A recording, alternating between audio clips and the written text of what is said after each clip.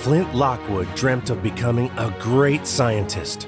From his treehouse laboratory, he invented wonderful gizmos like spray-on shoes, ratbirds, a flying car, and a monkey thought translator. But nobody took Flint seriously. Everyone just thinks I'm a weirdo, he said. The world needs your originality, Flint. You just have to grow into it. His mom reassured him. From that moment on, I was determined to invent something great. Flint recalled. My dream was to help my hometown, a tiny island hidden under the A in Atlantic, called Swallow Falls. We were famous for sardines until the day the Baby Brent sardine cannery closed for good. Soon, all of us were stuck eating the sardines that no one else wanted. Life became gray and flavorless. Years later, Flint dashed around a futuristic lab making final preparations for his greatest invention yet, a machine that turned water into food. His trusty lab partner was a monkey named Steve. Everyone is going to love this, Flint said. Suddenly, a huge spark of electricity shocked Flint. Power surged through the lab and escaped outside. Flint caused a blackout at his dad's house. Don't you think it's time to give up this inventing thing? Get a real job? Flint's dad, Tim, asked. No, why? Flint responded. All your technology stuff, it ends in disaster. I want you to work full-time at the tackle shop. Tim said. Oh, Dad! Flint protested. No more inventing. Tim said firmly. Dad, I know I can do this, and Mom did too. Flint cried. Meanwhile, at Sardine Circle, the mayor unveiled his plan to save the town. Under this tarp is the greatest tourist attraction ever built by humans. He grandly promised to the cheering crowd. And I've arranged for live coverage from a major network and their most experienced professional reporter, the mayor boasted. In reality, the network sent a young intern named Sam Sparks to cover the story. At the tackle shop, Flint offered to watch over the store so Tim could attend the mayor's announcement. As soon as he was alone, Flint snuck out and headed towards the town power station. He was going to prove his invention worked.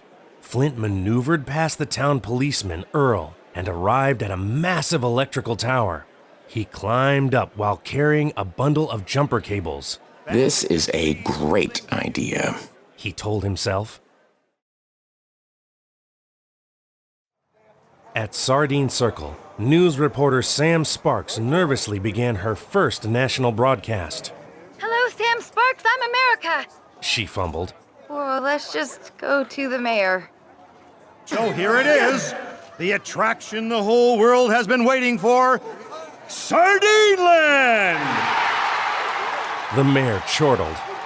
The lazy local celebrity, Baby Brent, strutted on stage in a diaper to cut the ribbon, revealing a tiny sardine-themed water park. At the same time, Flint attached jumper cables to large, sparking electrical coils at the top of the tower. Flint shocked himself and was hurtled to the ground. Flint popped up and connected a jumper cable to the top of his food machine. Cheeseburger, the flidsemidifer said before it unexpectedly rocketed away, dragging Flint helplessly behind it. The machine blasted through Sardine Circle. People jumped out of the way as it tore through the crowd. Flint clung to a jumper cable for dear life. Sorry! He called. The jumper cable snapped, launching the flidsemidifer high into the sky. The stunned crowd surveyed the rubble of Sardine Land and turned their backs on Flint in disappointment. Flint hid on a ladder with Steve below the dock, but Sam stumbled upon him. Flint was immediately smitten with her. My whole career was ruined by some crazy jerk riding a homemade rocket, she complained. Suddenly, a realization hit Sam. You hit me with a rocket! Before Flint could explain, Dark clouds rolled in and cheeseburgers poured from the sky. Flint looked up in awe. My machine works. He said in disbelief.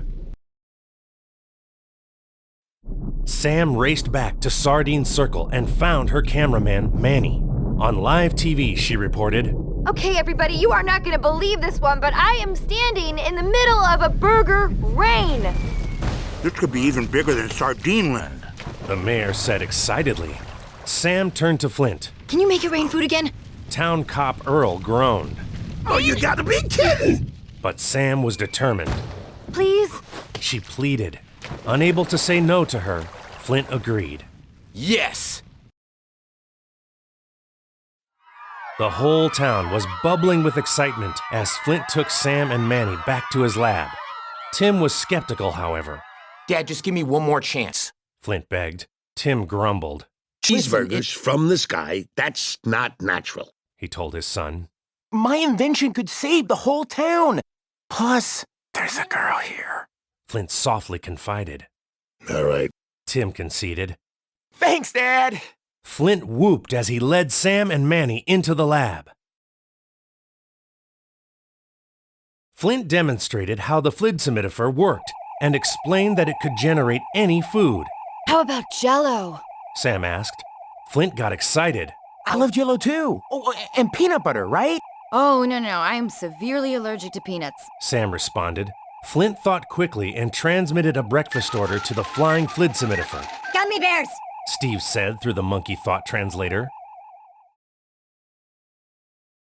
Well, those cheeseburgers were only the beginning because a breakfast system is on its way to Swallow Falls. My forecast? Sunny. Side up. Sam reported. Swallow Falls was bombarded with delicious breakfast food. That day, the mayor instructed Flint to make it rain food for 30 straight days because he was turning the town into a tourist destination for food lovers. He even renamed the town Chew and Swallow. Flint took requests for every conceivable type of food. The smorgasbord never ended as the flidsimidifer rained down delicious morsels 3 times a day. The mayor ate too much and grew larger and larger. Leftovers? Not a problem with Flint Lockwood's latest invention, the out-of-sighter. Sam explained on camera. Flint had created a giant catapult that flung uneaten leftovers to the top of a hill outside of town. One day, town cop Earl went to Flint with a request.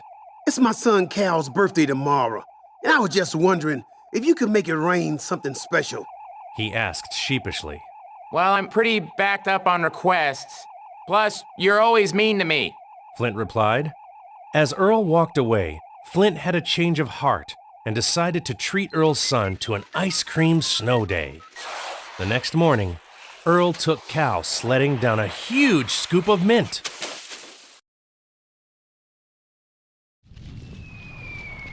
Chew and Swallow was blanketed in 31 flavors of ice cream.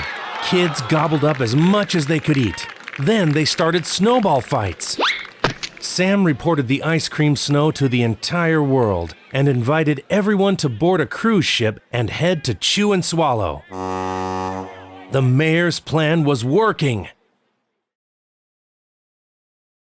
Flint finally worked up the nerve to ask Sam on a date.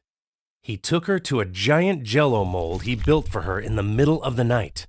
Oh, Jell-O's my favorite. Sam said in delight. It's a solid, it's a liquid, it's a viscoelastic polymer made of polypeptide chains, but you eat it? Realizing that she revealed more about her love of science than she wanted to, Sam continued, I mean, it tastes good. Flint cocked his head and looked at Sam. He asked her why she pretended to be less smart than she really was. Looking down, Sam responded, When I was a little girl, I wore a ponytail, I had glasses, and I was totally obsessed with the science of weather. She said. Sam said that kids used to tease her and call her Four Eyes. Flint placed Sam's glasses on her face. Wow. I mean, you were okay before, but now you're beautiful, He said. He liked how smart she was. As the sun set through the jello mold, Flint leaned in for a kiss. Suddenly, his phone rang. Oh, it's a mayor. Flint said. I'm so sorry. It's really important. He explained to Sam. He had to go to his lab. On his way there, Flint noticed an enormous hot dog on the road. These are big hot dogs, he said worriedly. Back at the lab, Steve was playing with the mustard. Yellow, he said. You're right, Steve. The dangometer is in the yellow, Flint said. The mayor unexpectedly appeared and assured Flint that there was nothing to worry about. I mean, bigger is better, right? Flint asked against his better judgment. Oh, yeah. The mayor chuckled. The next day, visitors streamed off of cruise ships into town. Who's hungry? Who welcome, tourists, to Chew and Swallow? The mayor called. That is one big mayor. A tourist cracked. The celebration was underway. And without further ado, our town's hero and my metaphorical son, Flint Lockwood, the mayor said. Flint dramatically cut the ribbon to cheers from the crowd.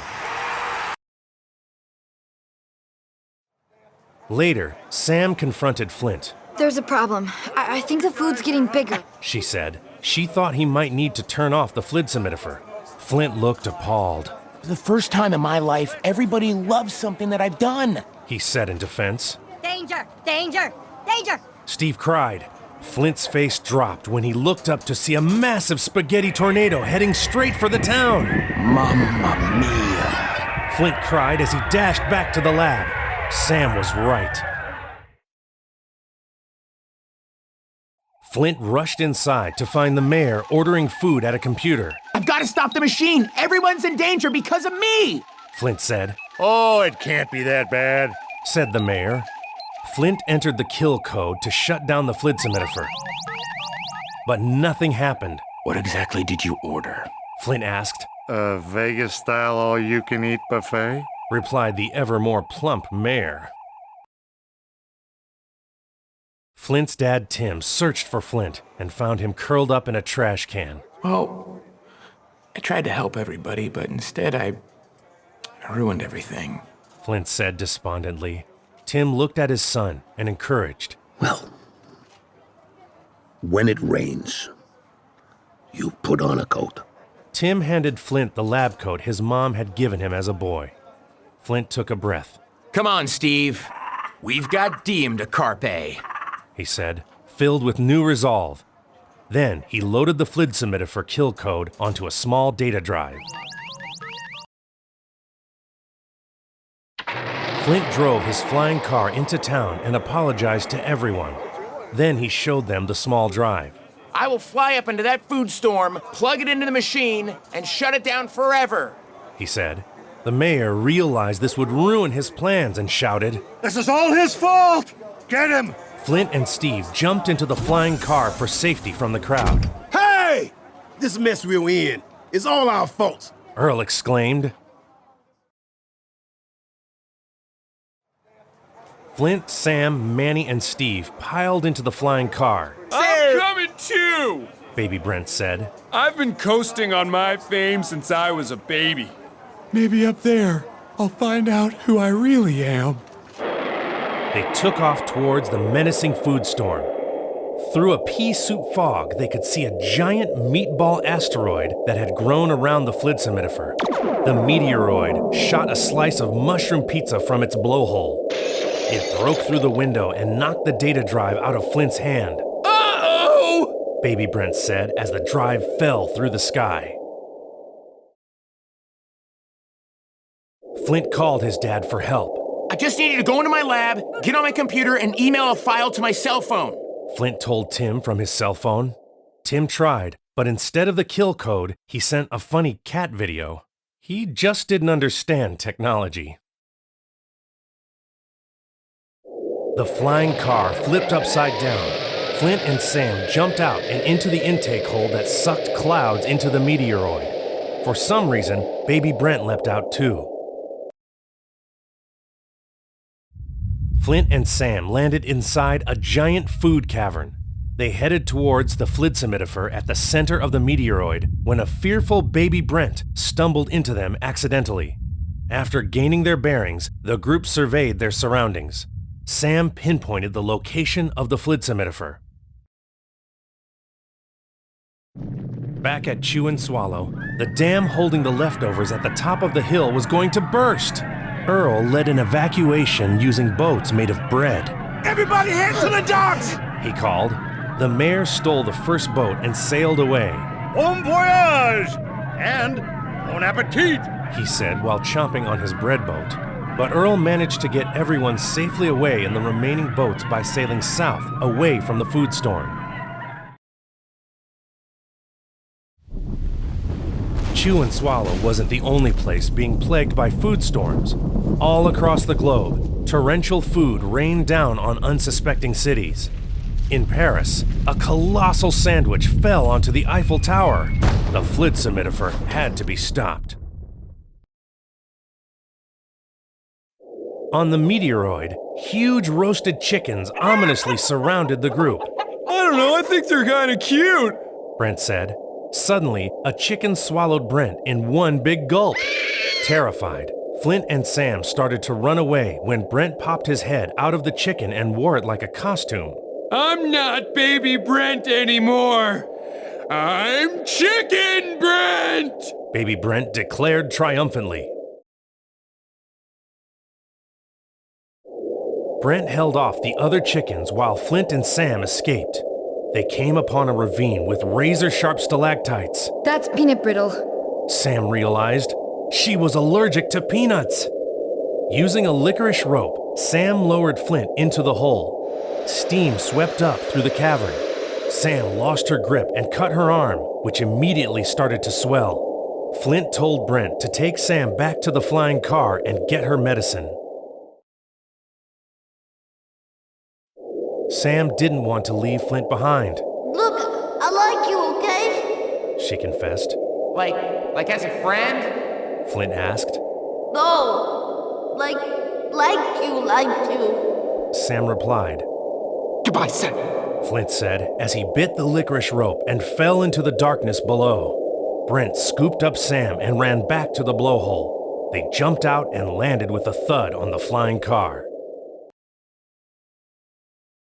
Flint landed inside a mammoth food cave. The flidsimidifer dangled from the center of the roof. Flint silently crept towards it, but the machine shot food at him. Flint hid in a giant hot dog bun. Flint swung to the flidsimidifer on a spaghetti string. Sorry, old friend. The kitchen's closed. Flint sealed the machine's food hole shut with spray-on shoes. The flidsimidifer exploded in a meaty mess. Back in Chew and Swallow, the bread boats returned to shore as the flying car landed without Flint. Tim approached the car. Flint? He hoped. I'm sorry. Sam said. Your son was a great man. Out of nowhere, a flock of ratbirds flew down and gently dropped Flint on the ground. A relieved Tim hugged him tightly as the crowd cheered. I love my son, Tim said proudly. Flint hugged Sam as it rained down sunshine on their tiny island home.